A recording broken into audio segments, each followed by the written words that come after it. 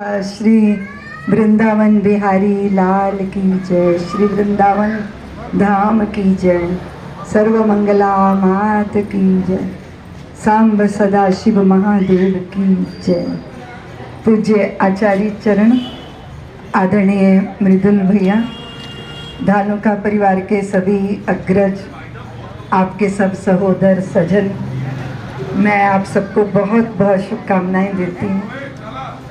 आपका शुभ तो है ही, क्योंकि यज्ञ भगवान का आवाहन किया है आपने।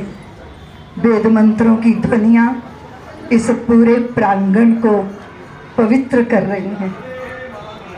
स्वच्छता का ख्याल रखना चाहिए, लेकिन पवित्रता के बिना स्वच्छता भी अधूरी ही है। स्वच्छता बाहरी होती है और पवित्रता आंतरिक होती है। जब हम देवों का अर्चन करते हैं, उनका आवाहन करते हैं, तो वो हमारे अंतःकरण को पावन करते हैं।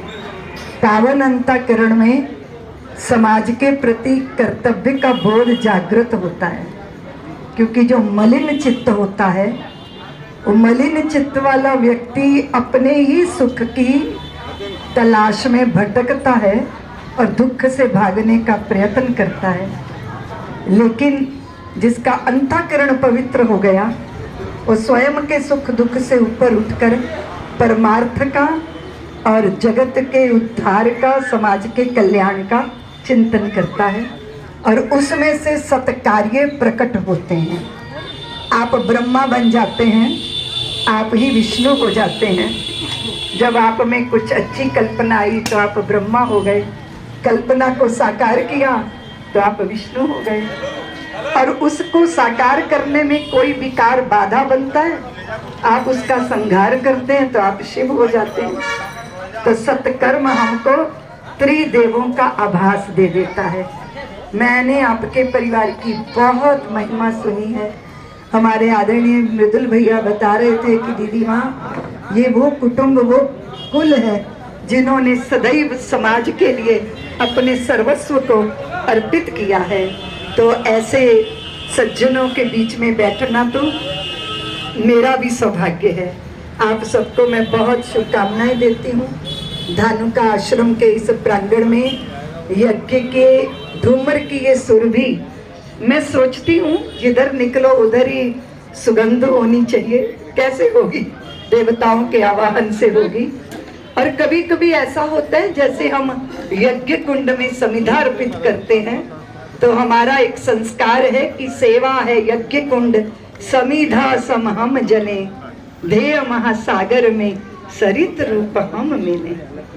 अब आप देखिए कि यज्ञ के कुंड में जो समिधा के साथ, शाकल्य के साथ समिधा अर्पित होती है, वो भस्मीभूत होती है अग्नि में, पर वो जब जल जाती है उसे राख नहीं बोलते, उसे विभूति बोलते हैं। लकड़ियां तो चूल्हे में जलती हैं, राख बनती हैं, उससे बर्तन मांजे जाते हैं, या फिर उससे मलमूत्र ढक दिया जाता है, या वो राख को कूड़े के ढेर पर फेंक दिया जाता है।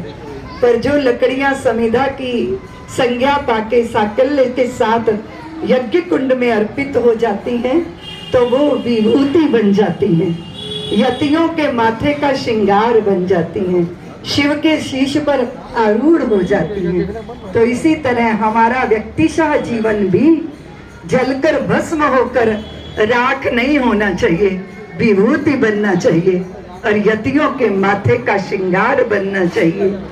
माँ भारती के ललाट की चमक बननी चाहिए, और भारत के वैभव में और भारत की दिव्यता में हमारा अपना योगदान भूमिका के रूप में हो जाना चाहिए। ये तब होता है जब देवता अनुकूल हो और पुण्यों का परिपाक हो। नहीं तो धन तो बहुतों के पास है, और धनपतियों के धन को देख के किसी को भारी कोई आनंद आता नहीं है, ईर्ष्या और उमंगती है। लेकिन वो धन जब समाज को, धर्म को अर्पित हो जाता है, तो वो धनवान भी शलाघा का और आशीर्वाद का पात्र बन जाता है। इसलिए धन एकत्रित करना बड़ी बात है, पर उसको उचित जगह विसर्जित कर देना ये बहुत विशाल और बड़ी विराट बात है। तो मैं धानुका परिवार को बहुत बहुत शुभकामनाएं देती हुई, आपको महेंद्र जी, आप तो जो है यजमान की भूमिका में हैं। आचार्य जी का इतना बड़ा आशीर्वाद वात्सल्य ग्राम को रहा।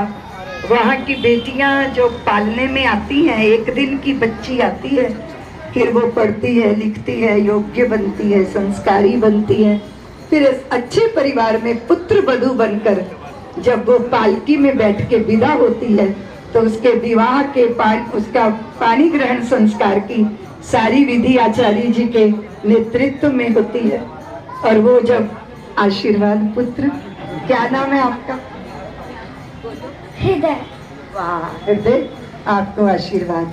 तो आचार्य जी आपको भी प्रणाम और सबको बहुत बहुत आशीर्वाद। हम वाणी को विराम देते हैं।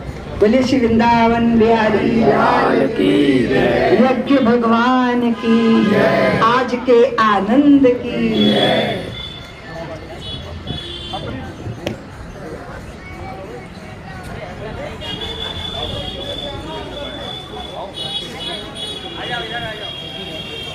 बाबू